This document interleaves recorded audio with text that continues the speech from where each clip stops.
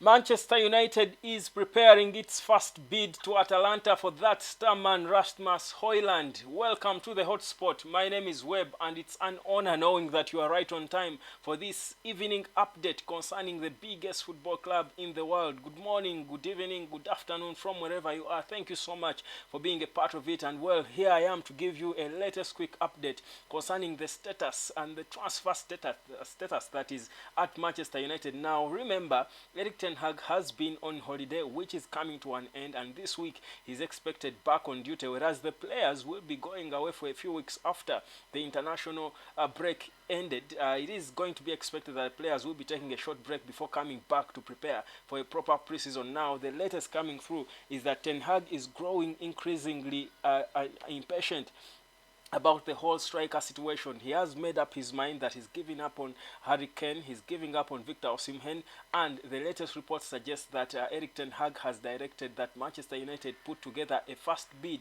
to the club, that is Atalanta. They don't want to do the mistakes that cost them Kim Min-jae, who looks to be destined to go to Bayern Munich. Now, the latest is that Manchester United are planning that bid, and this week, these are reports coming through. This week, Manchester United is expected to be tabling a first bid to Atalanta for the player. Now, it is expected that Manchester United's bid could be in the region of 50 million euros. That is what they do plan. Remember, Atalanta tried to play, the negotiation game and hike the player, hoping that they will squeeze, an extra pound from Manchester United. They are valuing him at about 70 to 80 million euros. Now, United are prepared to bid a little below that so that they try to get space for them to bargain and meet somewhere. But the most important thing is that Manchester United seems to be ready to make moves in terms of signings of players, and the striking position is one key area or department Erik ten Hag has been intent on solving, and clearly Højlund is now the target that the club is looking at. Of course, this Danish international did come out well last night. He did score in their 1-0 draw against Slovenia. He did score that goal, the only one goal for Denmark in the 42nd minute, meaning that, of course, he's now scored quite a decent number of goals for a young player like him. He has scored about 6 goals for his national team, showing you the character and growth in confidence he's got. So he's certainly a brilliant player, and Atalanta will be feeling now that he's even scored for the national team at the death of the international break. Certainly they will be feeling he's now even worth the big figures they do attach to him. But the news now is that Manchester United and Erik ten Hag do want to sort this. I think they don't want to repeat the same mistakes, because remember, Højlund came out just a few days ago, and he did confirm to his club, to his representatives, that he does want to join Manchester United. So the player is interested, but it's not just up to him. It is up to now the two parties, the two clubs, that's Manchester United and Atalanta, to get into negotiations. Now, Manchester United has been yet to table an official bid to the club, that's Atalanta. They've been taking their time, but now that Erik ten Hag seems to be returning from his break, it seems business is going to be done, moves are going to be made. Remember, I told you in one of my recent videos yesterday that John Mata, who is the football director at United, and the CEO, that is Richard Arnold, did grant most of the powers in terms of transfers to Erik ten Hag. So it's important that he's around if things are going to move and happen, and that's a bit exactly what we're about to see. So that's the situation. Manchester United are planning to table that bid.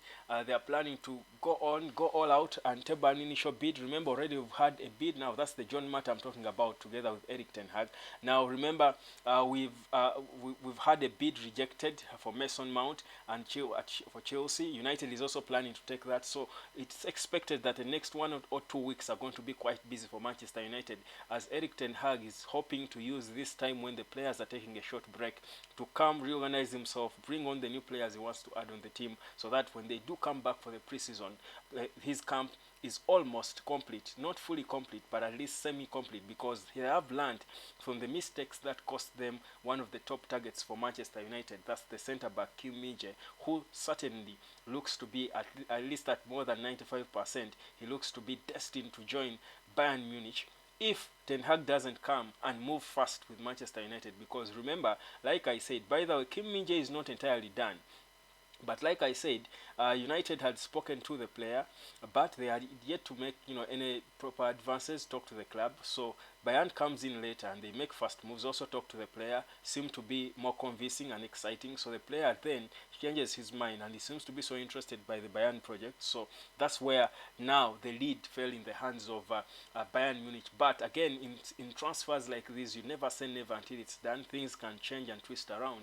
That's why we've seen at some point it looked obvious that Moises Caicedo was destined to go to Arsenal, but as it is now, he seems to be one of the players Chelsea will be announcing first. So things can change. So United still has a chance to sign Kim Min-jae, but they've got to make moves. But the plan now for Ten Hag is to first make it concrete, sort the biggest problem he's got, that is the striking problem. Remember, Bayern Munich has been coming up and threatening to also attack their interest in Højlund, because there are not so many strikers, good strikers in the world, especially young ones, that are affordable. The others, Rando Kolomwani, the forwards, Kolomwani, Moussa Diaby, that have been linked to United are quite pricey. So for a young player like that who can be affordable at this time, United want to make the moves first so that they have him and of course develop him more going forward. And of course maybe later, if they do want to, I can probably sell him for a bigger fee when he's totally world class. So Ten Hag seems to have made his decision, and Højlund might be one of the next players United will be bidding for. But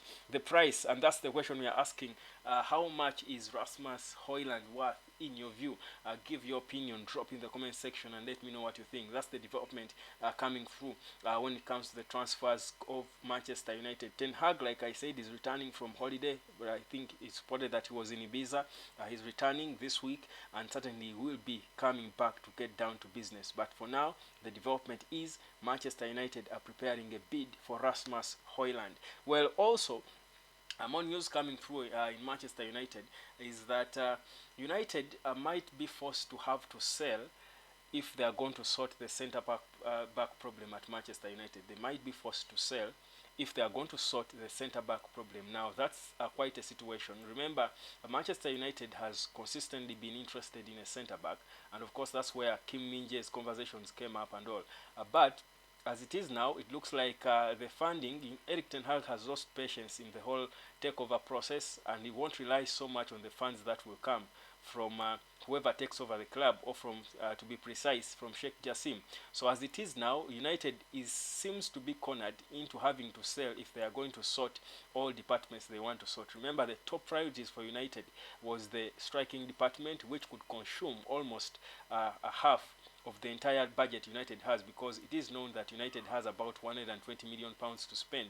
That is in this window, besides the top up that could come from the new owners. So it is believed they have got to sell if they're going to add on to that. And of course, this is one of the men who are looked at as the first easy options to let go of if United is going to go on and purchase players. That could be one of the hindrances, and that's why United did not go on and make a move to bid for Kim Min-jae, because there was no money yet, because the budget they have was for other priorities. The priority in terms of spending was not for a defender. The plan was, if you're going to spend on a defender, you've got to first sell one. So that is a bit of the plan, according to reports we are getting, that United might have to sell. Now, the question is, who is going to pay a dime for, say, a player like Harry Maguire? That's the question again, because he's one of those you feel in the back line for United should be going. He doesn't want to go. He doesn't seem to want to go. Spurs had flattered to be interested in him. The player himself was clear he didn't want to go. Now, this is another player, Victor Lindelof, who is, again, one of interest to so many clubs, including Frankfurt, who seem to have interest in him. But also other clubs in Spain and Italy have shown interest in him. But do you feel, he's a player who would want to sell? But of course, again, if you weigh your options, you're thinking, if you reach a situation where you've got to sell Victor Lindelof to get a top defender, centre-back, who is going to come in there and be a consistent starter, then you've got to make that compromise. But that's where the situation might take us, that United might have to sell to buy. And this should be the right time for them to think about selling, because the oil money is there in Saudi Arabia and all. So that's the situation. The budget that United has right now as it is, which is reported to be 120 million pounds, does not include budget money for sorting the central defense position. The budget United has was for Mason Mount, who has been a fascination for the coach Eric Ten Hag. I don't know why, but in Ten Hag we trust, because if he likes him, certainly we should all back him.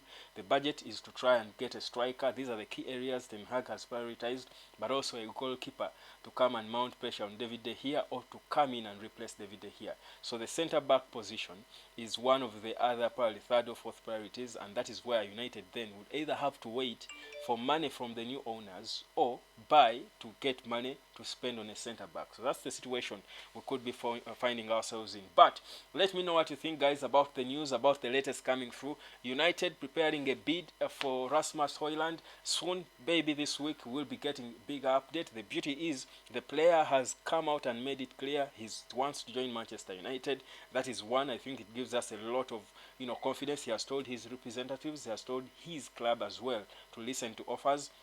That's why the club came up and tried to hike his fee, because they know it's now not turning back. But that's the situation concerning Manchester United. My name is Webb. This is the Hotspot. Subscribe if you haven't.